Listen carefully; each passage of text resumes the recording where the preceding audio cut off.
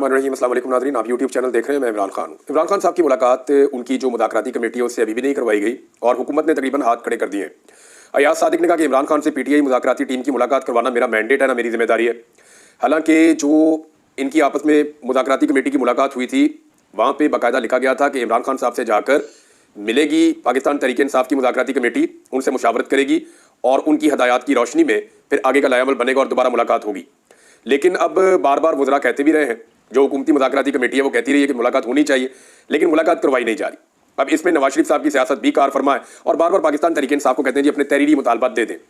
तहरीरी मुतालबात के हवाले से दो चीज़ें अब तक सामने आई हैं कि हुकूमत क्यों मांगती है तहरीरी मुतालबात, क्यों बज़िद है कि तहरीरी तौर पर ही दें।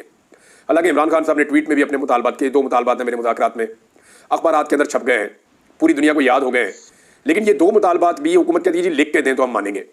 तो इसकी पहली वजह यह है कि नवाज शरीफ को ताने देने के लिए कोई एक कागज़ मैसर आ जाए कि नवाज शरीफ साहब जो है ना वो जलसों में खड़े होकर वो कागज़ दिखाएं, ये देखो जी ये मुतालबात इमरान खान करता रहा है, ये इस तरह करके ना नवाज शरीफ को सियासत करने के लिए कोई पेपर मिल जाए। तो इमरान खान के पास तो साइफर था, बहुत बड़ा पेपर था, तो नवाज शरीफ साहब जो है ना वो मर्सिडीज के बदले में अपनी 3 पहिए वाली साइकिल हासिल करना चाह रहे हैं कि मैं भी किसी तरह कोई सियासत के अंदर आ जाऊँ कि ये मुझे तहरीरी तौर पर मुतालबा मिल जाए। तो इमरान खान साहब ने कहा दो पहिए लिख के दो, लिख के दे इनको मुतालबात। तो पाकिस्तान तहरीक इंसाफ पहले देना नहीं चाह रही थी। उसकी दो वजूहत जो समझ आ रही थी, एक ये कि मियां नवाज शरीफ साहब चाहते हैं कि उनको कोई तहरीरी चीज़ मिल जाए जिसको कल को वो कहें जी एनआरओ मांग रहे थे, ये कर रहे थे, वो कर रहे थे। और दूसरा, हुकूमत को शक है कि मुज़ाकरात कहीं और भी हो रहे हैं और वहाँ पे जो पाकिस्तान तहरीक इंसाफ हमसे मांग रही है उससे ज़्यादा कुछ देने की तैयारी हो रही है। लिहाजा ये तहरीरी तौर पर हमारे पास होना चाहिए ताकि हम कल को कहें जनाब ये देखें यही मांगा था और यही हमने देना है। और तीसरी एक चीज़ और है जो बहुत इंपॉर्टेंट है, जो किसी के जहन में नहीं आ रही, वो ये है कि पाकिस्तान तहरीक इंसाफ ने तो अभी एक लंबी तारीख चलानी है। ये तो उनके इब्तदाई मुज़ाकरात के अंदर जो उन्होंने कहा था जी मुज़ाकरात कर रहे हैं, तो मुज़ाकरात को आगे बढ़ाने के लिए हमारी दो शराइत माने फिर मुज़ाकरात करते हैं बाकी चीज़ों के ऊपर। तो बाकी चीज़ों में तो मुज़ाकरात होने, ये तो दो वो चीज़ें हैं जिन पे इमरान खान साहब अपनी सिविल नाफरमानी की तहरीक को वापस लेंगे, उसको ख़त्म करेंगे, मुज़ाकरात के अंदर बैठ के बातचीत शुरू करेंगे और फिर उन चीज़ों पर आएंगे जो हकीकी चीज़ें हैं जिनके ऊपर बातचीत होनी चाहिए। Number 1, mandate. इमरान खान साहब का पहले दिन से मुतालबा है कि हमने इलेक्शन जीता है, कोई 70% से ज़्यादा लोगों ने हमें वोट दिया है। 180 सीटें तो पाकिस्तान तहरीक इंसाफ पहले दिन इलेक्शन में जीत गई थी। 17 सीटों वाली जमात को उठा के पाकिस्तान में इक़्तिदार दे दिया पाकिस्तान की एस्टेब्लिशमेंट ने। ये पाकिस्तान के साथ वैसे बड़ा ही घिनौना मजाक किया इन्होंने। जो लोग बदतरीन तरीके से मुस्तरद हुए उन्हें लाके इक़्तिदार में उठा दिया।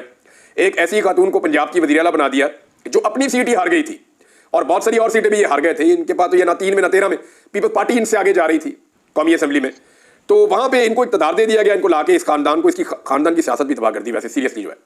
अब इमरान खान साहब ने मुतालबा मैंडेट की वापसी का भी करना है और आइन की बहाली का भी करना है। आइन की बहाली जो है वो 26वीं आइनी तरमीम के खात्मे के साथ मशरूत है कि 26वीं आइनी तरमीम खत्म हो जाए। अब इसमें एक नई डेवलपमेंट हुई है और जो सेक्रेटरी है बार के, यानी जो सुप्रीम कोर्ट बार एसोसिएशन है, उसके जनरल सेक्रेटरी सलमान मंसूर ने 26वीं आइनी तरमीम का कलदम करार देने के लिए सुप्रीम कोर्ट में दरखास्त दायर कर दी है और उन्होंने चंद नुक्ते उठाए। एक, उन्होंने कहा कि जी जजेस की तादाद में इजाफा ना किया जाए और प्रैक्टिस एंड प्रोसीजर एक्ट में तरमीम में कलदम करार देने और नए जजेस की तैनाती रोकने की भी इस्तदा की गई है। यानी अब ये सारा का सारा 26वीं आईनी तरमीम में किया गया ना कि कितने जज लाने हैं, कैसे जज लाने हैं, जजों को कौन लेकर आएगा। अब पार्लियामेंटेरियन फैसला करेंगे कि किसको जज बनना और किसको नहीं बनना। तो जो जजेस की अपनी, जो जुडिशरी की अपनी उसके अंदर एहलियत है या उसकी कैपेसिटी है, उसको बहुत मिनिमाइज कर दिया गया, यानी उसे कम कर दिया गया। तो अब इसके ऊपर ये सारा कुछ 26वीं आईनी तरमीम में हुआ और ये कोई पहला बंदा नहीं है जिसने 26वीं आईनी तरमीम को चैलेंज किया। कोई दर्जन भर जो लोग हैं या इससे ज्यादा, इन्होंने 26वीं आईनी तरमीम को चैलेंज किया हुआ है। और हैरत की बात आप ये देखें कि 26वीं आईनी तरमीम के नतीजे में जो गैर आईनी, मैं उसे गैर आईनी इसलिए कह रहा हूं कि मैं 26वीं आईनी तरमीम को ठीक नहीं समझता और मेरा यह हक है कि मैं उसको ठीक समझूं या गलत समझूं। तो वो जो एक आईनी बेंच बनाया गया, जो मुतनाज़े आईनी बेंच है, जो 26वीं आईनी तरमीम की वजह से बना, वो बेंच अपने केसेस सुन रहा है, लेकिन वो 26वीं आईनी तरमीम के ऊपर जितने केसेस बने हुए हैं वो नहीं सुने जा रहे। मजे की बात आप ये देखें, यानी आपको हैरत होगी इस बात से कि जो मेन मसला है कि 26वीं आईनी तरमीम ठीक है या गलत है, वो केस नहीं सुना जा रहा, लेकिन 26वीं आईनी तरमीम के नतीजे में जो कुछ तनाजा खड़ा हुआ है वो चल रहा है। यानी आईनी बेंच इस मुतनाज़े तरमीम के नतीजे में बना, वो मुतनाज़े बेंच केसेस सुन रहा है, लेकिन वो जो आईनी तरमीम है उसके ऊपर, जो खुद मुतनाज़े है, उसके ऊपर बेशुमार लोगों ने जो है वो बार बार पटिशन डाली है, लेकिन सुप्रीम कोर्ट ऑफ पाकिस्तान उसको सुन नहीं रही। अब सुप्रीम कोर्ट ऑफ पाकिस्तान अगर उसको सुनती है तो यहां सारा मसला हल हो जाता है। क्योंकि देखिए, मैं आपको इसको सिंप्लीफाई करता हूं, बहुत आसान कर देता हूं। मौजूदा हुकूमत को और एस्टेब्लिशमेंट को इस बात का पता था कि सुप्रीम कोर्ट ऑफ पाकिस्तान में जो जजेस की अक्सरियत है वो आइन और कानून के साथ खड़ी होगी, लिहाजा उनके मकासद पूरे नहीं हो रहे थे। उन्होंने बहुत सारे ऐसे इकदाम उठाने थे जो इकदाम आइन से मुताबिकत नहीं रखते, या बहुत सारे ऐसे काम उन्होंने करने थे जो सुप्रीम कोर्ट ऑफ पाकिस्तान से रिवर्स हो जाते। तो उन तमाम कामों को करने के लिए और उन रुकावटों को दूर करने के लिए उन्होंने सुप्रीम कोर्ट ऑफ पाकिस्तान में एक आईनी बेंच बना दिया, एक मुतनाज़ आईनी तरमीम लाकर, और उस आईनी बेंच में वो तमाम जजेस शामिल कर दिए जो उनके पसंदीदा हैं। अब आपको बात समझ आई कि सुप्रीम कोर्ट ऑफ पाकिस्तान में जजेस की अक्सरियत आइन और कानून के साथ खड़ी थी, लिहाजा हुकूमत और एस्टेब्लिशमेंट का काम नहीं बन रहा था। तो हुकूमत ने और एस्टेब्लिशमेंट ने एक नई अदालत बना दी और उसके अंदर वो जज शामिल कर दिए जो उनके मर्जी के जज है। अब जिस चीज से भी खतरा होता है उस चीज का रुख मोड़ दिया जाता है उस बेंच की तरफ, और वो बेंच इनके लिए मामला को आसान कर देता है। जैसे कि फौजी अदालतों वाला मामला हुआ थोड़े दिन पहले, अभी ये मामला चल रहा है और इसके ऊपर जो है वो पहला बाकायदा एहतजाज जीपीओ चौक में वकला ने किया है फौजी अदालतों के फैसलों के खिलाफ। ये पूरी दुनिया में पाकिस्तान के लिए जग हंसाई का एक सबब बनेगा और कोई वजह नहीं है। यानी ये जो फौजी अदालतें हैं तो अदालतें होती ही नहीं, क्या ये सिविलियन को सजाएं दे सकती हैं? अब ये केस चल रहा था, इसके अंदर कुछ रिमार्क्स हैं जो जज साहिबान ने दिए, तो मैं उनके ऊपर सिर्फ एक बात करना चाहता हूं और जज साहब को बताना चाहता हूं कि तकलीफ होती क्या है। जस्टिस जमाल मंदोखेल साहब ने कहा कि किसी को कैद तन्हाई में रखना खुद एक बहुत बड़ी सजा है, कोई 2 दिन अकेला कैद में नहीं रह सकता। 2 दिन का उन्होंने वर्ड बोला है। मैं खुद भी 14 रोज जेल में रहा हूं। सुबह नमाज के बाद बाहर छोड़ देते थे, कुछ कैदी खेल वगैरह भी खेल लिया करते थे। ये जस्टिस जमाल मंदोखेल साहब ने कहा है। इसके बाद जस्टिस मुसर्रत हलाली साहबा ने कहा कि कैदियों को बाहर निकलने दें, धूप लगवाने दें, इसमें क्या मसला है। अब ये दोनों जजों को मैं एक बात बताता हूं, आप दोनों सुप्रीम कोर्ट ऑफ पाकिस्तान के जज हैं। 142 दिन मैं अकेला रहा हूं, 142 दिन। वो तकलीफ मैं आपको बता नहीं सकता। और मैं अकेला नहीं हूं, और बहुत सारे लोग वहां पे चिल्ला रहे होते थे, उन्हें मार पड़ रही होती थी। अकेला रखते हैं, टॉर्चर करते हैं, बात नहीं करते, सलाम का जवाब नहीं देते, खाना कुत्ते की तरह डालते हैं, ऐसे नीचे से फेंकते हैं। इस तरह होता है वहां पे कैद तन्हाई के अंदर। इंसान की सेल्फ रिस्पेक्ट ही खत्म कर देते हैं, बंदे को ज़हनी मरीज बना देते हैं। इतने जालिम है ये एजेंसियों वाले जो पाकिस्तान में बंदों के साथ होता है। और क्या जुर्म क्या था? सिर्फ ये कि इख्तलाफ राय, और तो कुछ नहीं था। मैंने 10 दफा उन्हें कहा यार मुझे धूप में निकाल दो 2 मिनट के लिए, मुझे कोई पौधा दिखा दो, मैं कोई ग्रीनरी देखना चाहता हूं, बाहर निकालो 5 मिनट के लिए, वो भी नहीं कर रहे थे। तो आप दोनों को मैं ये बता दूं कि आज आप सुप्रीम कोर्ट ऑफ पाकिस्तान में जिन हुकूक की बात कर रहे हैं वो पाकिस्तान में मिलते ही नहीं है। मैं यहां पे एक बेबसी की तस्वीर बना रहा और आपके चीफ जस्टिस ने मुझे, मैं कई दफा कहता रहा, उसने मुझे नहीं बुलाया, और जब आपकी अदालत में मेरे बारे में नाम लिया गया तो उसने कहा वो कौन है। तो आप दोनों में अगर ये जरूरत है तो आप मुझे बुलाकर पूछे, मुझे बुलाएं सुप्रीम कोर्ट ऑफ पाकिस्तान में और मुझे बुलाकर पूछें। मैं आपको बताता हूं कि कैसा जुल्म और कैसा जबर होता है जब जबरी तौर पे लापता किया जाता है। 2 दिन की बात करते हैं, 142 दिन मैंने इन हालात में गुजारे। धूप तो बहुत दूर की बात है, रोशनी बहुत दूर की बात है। तो आपको अंदाजा नहीं है किस तकलीफ से लोग गुजरते हैं। बहरहाल इमरान खान साहब ने कहा जी कि लिख के इनको तहरीरी तौर पे मुतालबात दे दिए जाए और जो इन्होंने उसका करना है वो कर दे। मेरे ख्याल में इमरान खान साहब जो है वो हुज्जत तमाम कर रहे हैं। वो ये कोशिश कर रहे हैं कि जितना ये चाहते हैं मामले को घसीटना, ये घसीट लें हुकूमत, क्योंकि फरवरी से पहले कोई एहतजाजी तहरीक चल नहीं सकती। अभी धुंधों का मौसम है, सर्दी भी बहुत ज्यादा है। नॉर्मली पाकिस्तान में इस मौसम में तहरीक नहीं चलती। इमरान खान साहब की ताकत वैसे भी ज्यादा जो है, क्योंकि वहां उनकी हुकूमत भी है ना, खैबर पख्तूनख्वा में, गिलगित बल्तिस्तान में, कश्मीर में, यहाँ पे इमरान खान साहब की ताकत बहुत ज्यादा है। पंजाब में भी वो बहुत ताकत में है, लेकिन पंजाब की पुलिस को और वहां पे जो फोर्सेस को इस्तेमाल किया जाता है ब्रूटली, वो बड़ा जुल्म और जबर किया जाता है। और मरियम नवाज उनके ऊपर मुसल्लत की गई है, फार्म 47 के ऊपर जाली वजीर आला, तो वो पूरी कोशिश करती है। और मैं हसीना वाजिद प्लस है वो, मरियम नवाज जो है वो हसीना वाजिद प्रो मैक्स है, नॉर्मल भी नहीं है। और इनका अंजाम भी मुझे ऐसा लगता है कि हसीना वाजिद वाला ही होना है, देर हो सवेर हो, अंजाम इनका वही होगा। और ये अपने अंजाम की तरफ चल नहीं रहे, ये अपने अंजाम की तरफ भाग रहे हैं और इन्होंने दौड़े लगाई हुई अपने अंजाम की तरफ। और ये अंजाम हम देखेंगे क्योंकि जुल्म और बर्बरियत एक लेवल से जब आगे चली जाती है तो लोग रिएक्ट कर जाते हैं। एक दिन आएगा पंजाब में भी लोग रिएक्ट कर जाएंगे। अब 26वीं आईनी तरमीम के हवाले से अगर कोई सुप्रीम कोर्ट ऑफ पाकिस्तान का फुल कोर्ट बैठता है तभी ये सारी चीजें रिवर्स हो सकती हैं। और फिर 26वीं आईनी तरमीम अगर खत्म हो जाती है तो चाहे फौजी अदालतों का मामला हो, चाहे वो धांधली का मामला हो, चाहे वो दीगर मामला हो, पाकिस्तान में जितने आईनी मसाइल जिनमें पाकिस्तान उलझा हुआ है वो सारे खुल जाएंगे। हत्ता कि जो सर्विसेज चीफ की 5 साल तक मुद्दत कर दी गई है, 3 साल से बढ़ा के, ये मामला भी चैलेंज हो जाएगा और बहुत सारी चीजें आपके सामने आएंगी। अभी कुछ एक दावा किया जा रहा है, मरियम नवाज को पहुंचाया गया सरगोदा तालीमी इदारे में, वहां बच्चों को छुट्टी दे दी। यानी आप अंदाजा करें कि वजीर आला किसी तालीमी इदारे में जाए और उसके आने से पहले बच्चों को नोटिफिकेशन देकर छुट्टी दे दी जाए कि भाई तुम कार जाओ, ताड़ी लोड नहीं है। तो बच्चों के बगैर वजीर आला ने क्या करना है भाई? इमरान खान यूनिवर्सिटी में जाता था, बाहर से लेकर अंदर तक रश रहता था, लोग इकट्ठे हो जाते थे। ये सियासी लोग तो जब जाते हैं तो वो चाहते हैं अटेंडेंस पूरी होनी चाहिए। इधर छुट्टी दे रहे हैं जनाब चले जाओ, मकामी सहाफियों को भी इजाजत नहीं है कि आप आके कवर नहीं कर सकते, अपना मीडिया भी नाल लेके जाना है। और वहां पे मरियम नवाज और तलबा के बीच में जो फासला रखा गया, मैं वो फासला, उसके बीच में क्रिकेट खेल सकते हैं लोग। यानी जितना बीच में रकबा खाली छोड़ा हुआ था उसमें अच्छी खासी वन टिप क्रिकेट हो सकती है, बड़ा मजा आ सकता है वहां पे। तो दूर क्यों बैठाया तलबा को? क्या कोई खतरा है तलबा से, या नारों की आवाजें पहुंच जाती हैं? और वहां पे सिक्योरिटी भी बहुत भारी थी और फिर चुने हुए बच्चे बैठाए हुए थे और उन बच्चों ने भी कोई इस्तकबाल नहीं किया। वहां पे ऊ की आवाजें भी बीच में आ रही थी। अब उसके बाद चंद बच्चों को इकट्ठा करके, जिनके साथ पहले से तय किया गया था, उनको कुछ ब्यूरोक्रेट, कुछ बच्चे, कुछ पुलिस वाले, कुछ सादा कपड़ों में अपने साथ जो लोग ले जाए गए, उन सबको इकट्ठा करके एक जमघट्टा सा बना के तो वीडियो बना के डाल देते हैं कि जनाब ये मरियम नवाज साहबा की मकबूलियत बहुत बढ़ रही है। तो मैं एक चीज अर्ज कर देता हूं कि नवाज शरीफ का मुकाबला मेरा चैलेंज है, PMLN को मेरा आज चैलेंज है और खुलकर चैलेंज दे रहा हूं। नवाज शरीफ का मुकाबला इस वक्त पाकिस्तान तहरीक इंसाफ के किसी भी काउंसलर से करवा दें आप, किसी एक काउंसलर से आप नवाज शरीफ का मुकाबला, चले मैं आपको नाम ले लेता हूं, वो सनम जावेद से आप करवा दें, ये तैयबा राजा से करवा दें। नई लड़कियां ना, इनको तो बहुत वो पॉलिटिक्स में इनका नाम नहीं है या कोई इनकी पूरी लेगेसी नहीं है पॉलिटिक्स में, आप इनके साथ नवाज शरीफ और नवाज शरीफ की बेटी दोनों का मुकाबला करवा दें। सारे सरकारी वसाइल इस्तेमाल करें, जितना आप चाहते हैं वहां पे सरकारी अफसर, पटवारी, जो कुछ आपने करना है आप करें।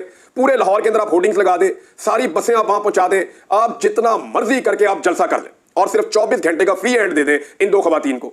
यास्मीन राशिद साहिबा को आप 24 घंटे के नोटिस के लिए छोड़ दें बस पैरोल के ऊपर, और उन्हें कहें चले यास्मीन राशिद को ले लें, कैंसर की पेशेंट है, सिर्फ उन्हें 24 घंटे दे दे, वो आपसे 10 गुना बड़ा जलसा करके आपको दिखा सकती है इसी शहर लाहौर के अंदर।